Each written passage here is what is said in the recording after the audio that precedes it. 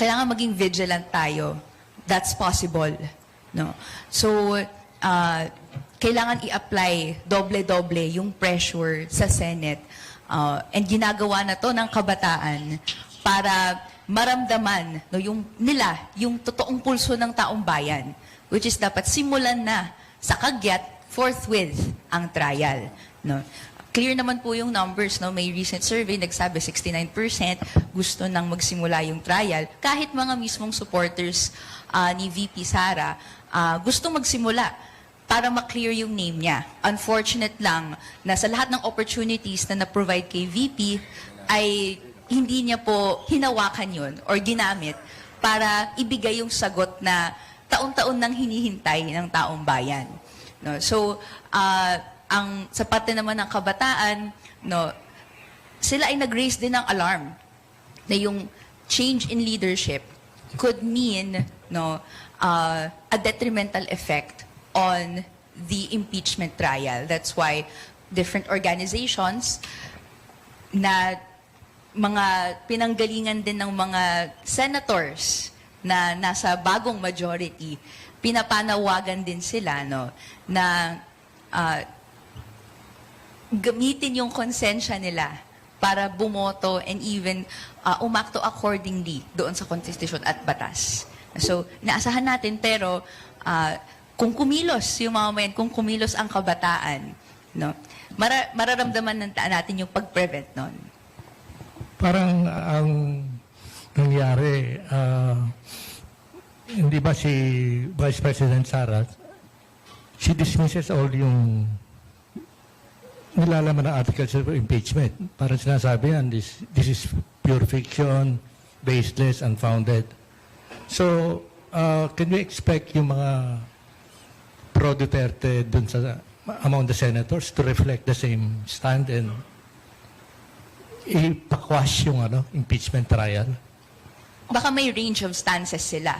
Meron dyan, maghahawak ng posisyon na dapat may trial pa rin tumuloy-tuloy kahit papaano.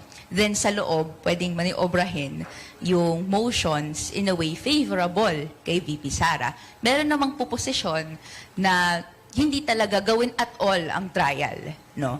Huwag simulan dahil reflecting yung position ni VP Sara, quote-unquote, baseless siya.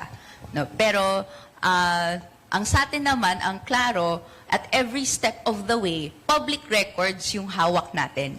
Government documents ang hawak natin para masabi na may basihan na yung impeachment offenses sina-charge sa kanya, dapat i-hash out to a full-blown trial. So, andyan yung confidential and intelligence funds na ang COA na mismo naglabas ng mga desisyon and even desisyon sa apela ni VP at ng OVP na meron dyan nahanap na hindi naayon sa memorandum nila yung paggasta at may ino-order at may inuutos na ibalik sa kaban ng bayan. Meron din yung unexplained wealth, 6.7 billion pesos flagged by the Anti-Money Laundering Council na covered at suspicious transactions. Malaki yun. Hindi pa tumpik-tumpik at hindi kung saan-saan nahugot na numero. And actually, empowered yung AMLAC na i-receive from the banks themselves na sila nag-report na fina-flag nila yung gantong klaseng transactions. And even, yung outright statements, sinasabi sa mamamayan, papatay siya ng tao. Nakaka-alarma yun, di ba? So, yan lahat public records yan. Dumaan sa mahabang proseso para sumunod sa rules of evidence na maisumite sa House Committee on Justice and sa Senate to convene as an impeachment court.